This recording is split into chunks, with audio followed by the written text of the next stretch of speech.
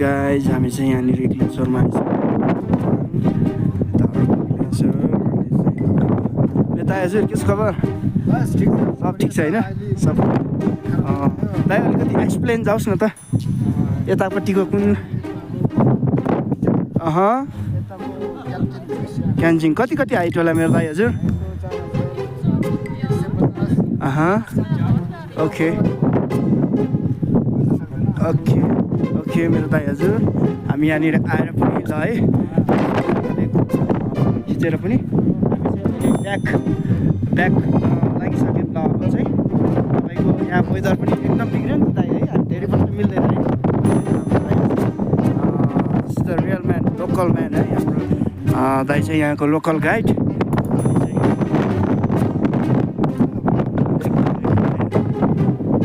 देख्न सक्नुहुन्छ चिसो हावा आमामा हामी चाहिँ अब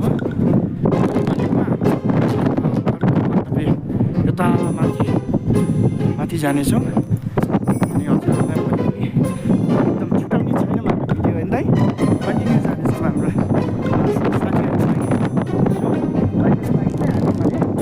यो ठाउँलाई बाई गरेर आफ्नो गन्तव्य अगाडि बढाउँदैछौँ होइन दाइ हजुर? छौँ आफ्नो गन्तव्य।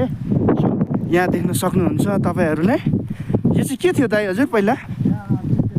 ओ अहिले चाहिँ क्लोज अफै भएको है, यो अब मौसमले केले भनौँ वेदरले हिउँ त्यस्तै गर्छ है, त्यही भएर होला। अनि एकदमै वेदर खतमै हुन लागिसक्यो बिग्रेर हिउँ पनि हाल्न सक्छ गाइज। सो अब हाम्रो त्यता हुनुहुन्छ टोलीहरू हामी जान्छौँ है त। ओके गाइज मैले फेरि